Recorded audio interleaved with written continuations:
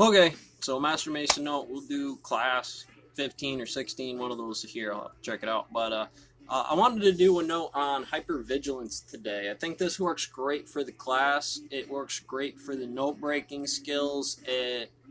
It's a covered notation of something that I'll be posting later on essentially universe, white holes, black holes, something I'm going to put up on Spacetime. I forget exactly the name of it. But integrating into this, I want to have the first notation. Let's first idealize what hypervigilance is. So I want everybody to think about what it may look like for you. Okay, now I want you to write that down. If you are in a group with multiple people without cheating off of their test or looking at something, have a thought and determine what hypervigilance looks like.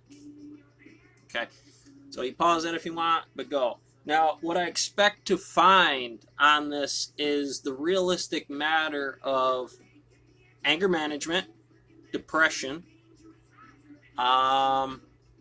probably momentum, mathematically. If you delve deeply enough into it, group theory, problems with people's houses and the way they react to certain things, and of course, training. Training is super critical. Before we get into any of the other topics that we mentioned here first, let's go back to the overall nature of psychology. I want you to understand that the term psychology is essentially hypervigilant to one field of the overall model of analyzation. And in some ways it's a high point, and all other functions as a common 40-mile-an-hour car on the road, and that's going to be our determination to how hard the car hits a thing, how the serviceability every day, you're not obviously working the car too hard, and that provides a long span for the stress or the stressors that are involved in this math equation, because we're going to have to define some boxes to this, and we're going to have to start breaking down physics, because most of the time in hypervigilance it's this idea that multiple things inside of here in the group theory add much faster to some people. It's a relative concept, that the awareness or how you look at a remote action of dealing with values at this timeline. And so what I put up there before we start to talk about what this depression is as the overall model of analyzation starts to get into people, starts to get into certain criterias where a physics says there's a group of people that have higher functionings for what hypervigilance or pstd is. The reality behind the matter is it's a lot more.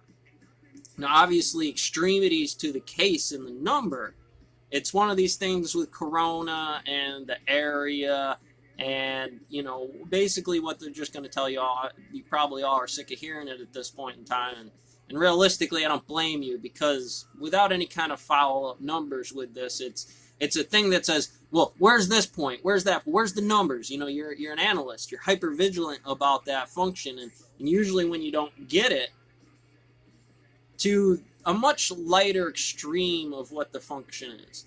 I am going to provide you with a common example, at least in terms of what they're commonly used, because we're going to use the military as the standard model. And generally what it is, you can't walk into a restaurant without being able to face the door or have somebody behind you or something like that. That's the most prevalent model of what post-traumatic stress disorder looks like. And I'm not underselling that at all. I think when you go to the bang bang sticks and a lot of those aspects inside of there, you got to remember that's a lot of momentum behind the training. You know, I'm holding that in here. What are all the rules? What by any other standard would be calculus based on the physics of that operating bar, that 40-mile-an-hour situation as you begin to go through that. And as a common whole, the understanding behind the psychology in this.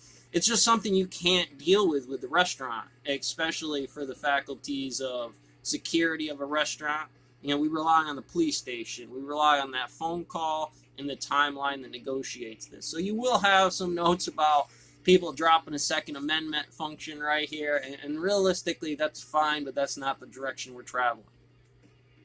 As a stonemason who's had to understand this function with multiple saws going off, dropping crew constantly, managers that they understand, but they're not necessarily always in the proper mindset with the momentum to augment the total overall number. Hey, it takes quantum physicists.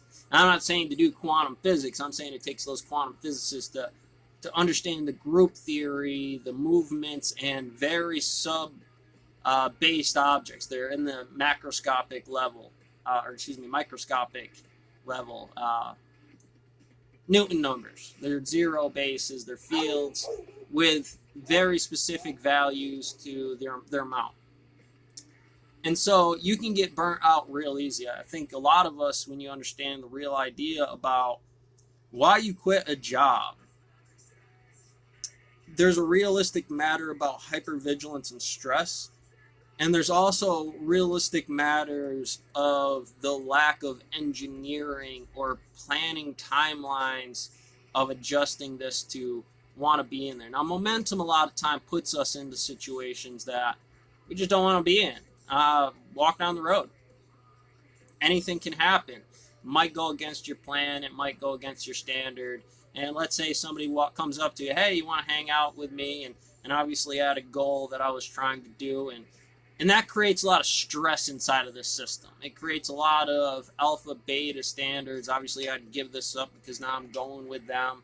And you got to get that communication right. Otherwise, it's just gonna go critical mass on you. It's going to expand into a lot of things that now I'm in momentum of directions that I don't necessarily want to be in, and understand that. So let's go back to training. Now, again, I put the snipers in here as the American Sniper Force here. You can use that example on my page, because in a lot of these circumstances, when you get ramped up like that, to be an option of something you fully understand, you can survive in those functions. It's pushing through a lot of that and motivation on that with inside a nurturing environment for that. Generally speaking, short of Full Metal Jacket, the numbers are greatly reduced, and even though you still might be in a function like that, when you leave that guiding aspect, it becomes a very difficult topic that pressure or net force isn't necessarily provided to you to give you the momentum you want to go in. Here it's just an open bit of entropy that needs proper engineering, that needs proper functioning, and somebody to maintain that proper functioning. And generally in the restaurant, people are getting food, things are working. But let's say let's say you wanted to gain into anger management, especially when you've been hardcore trained, whether it be military or in the stone mill, there you gotta bust on a guy. That guy's not performing. Somebody's standing around. They're doing the wrong operations. Not necessarily because of the wrong operations, but because physics in this situation didn't necessarily provide it to be the correct notation given what everybody should be thinking about this notation. Sometimes it's necessary. That hypervigilance is the cue that said this is the point that makes this number different. And you have to be able to calculate that point. And a lot of us share that. Obviously, there's kind of 3 points that I'd like to make to this. There's the acute, which is very strong levels of anger management, emotional problems, lack of physics across the board. And those are generally going to stress the shit out of you. You have acute, you have, I forget what the other one is. Not acute, it's chronic. Chronic post-traumatic stress disorder or hypervigilance. Essentially, it's selective hearing. You make the choice inside of this, and then there's a very strong positive notation if you were going to a 4th dimension with this of absolute critical to that level. Here is chronic positive notations where we're making more positive choices across the 0 bar for anger management. We're using more physics and engineering to plan inside of these things. And hey, even when we're sitting in the restaurant eating food, we're studying, right? We're learning, we're doing recon on the region, we're saying we're checking things off the list. That's clear, this is cool, that's good. And even to make the proper position, if I want to make that notation because I understand myself, well, then I'm going to have to do that if I want to enjoy myself here to reduce that from the calculation. Check it off, move on. And you know, when one little hyper-vigilant thing comes into this, it'll make a great depression towards all other numbers. It'll gravity well you and help you understand the physics. Remember, physics isn't just something that resolves black hole problems. There's a lot of physics and sociology and other faculties that go into these matters. But as a standard whole, you have to look at psychology, engineering, economics, and say to these things that they are essentially post-traumatic. They took a situation that said analyzation across the board and said skyscraper builder. They said, which greatly reduces this calculus. It makes a wave on lambda calc and other things of that nature.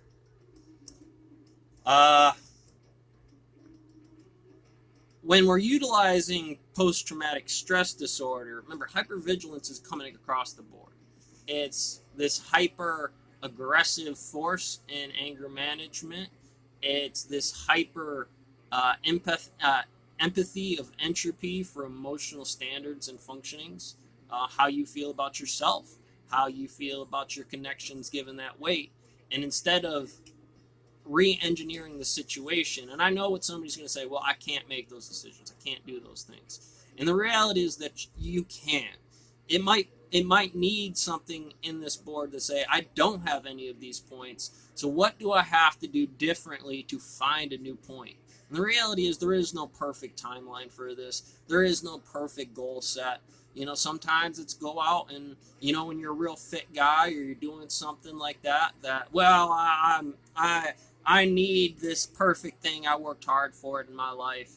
And instead of doing something a little bit more sensible, working on your skills, honing that system in some way, and ladies, I'm talking to you too, that inside of here, you know, firstly, all of us are not equal. You know, there's certain values at certain times that make differentials. But all of us can study, and we can offset these things in many great ways. If you gotta hammer the books for a year, then think about that year right now like it's everything. Get vigilant. Everything you're doing here today. You know, you got minutes and timelines. You got kids? Great. There's all kinds of studies about child psychology. There's all kinds of studies about home economic levels that are at huge levels. Take the time to start analyzing those things in your life. People can make books about that. You can make money off of that. You can do these things, but I can't provide an answer to say it's going to be guaranteed because I don't know what work you're doing. Firstly, if all these books and problems have a system about your life individually, whether it's the kids, the girlfriend, the dog, or any other variation on this, you're going to feel this pressure and stress. They might have a notation and cover all the information, but given your circumstances, that's still not solved by this other book or process or system. It's provided with a wide open entropy for you to be able to say what this is my kid, my girlfriend, myself, without my name. And maybe the physics of that situation in a bracket of what this is more beneficial than the overall standard of all psychology, all engineering, mathematics, sociology, engineering, whatever you want to call it, compression in the car here that makes it go. I got 1 minute here. For me, I generally, take it from a guy who's crashed into a telephone pole, and it wasn't by accident. And I had to learn what I had to learn. I got new skills. I went through these courses. I learned what I had to learn. I saw something new, and then I went out and I started to do things about it. I went to do the things that changed me. And that's what I'm trying to encourage for you to do now. Remember, pstd is the best example for somebody to say, you are hyper-vigilant. That's a great skill, but you got to find where to put you. We got to find a way to get you there. FMA. Catch you on the next one.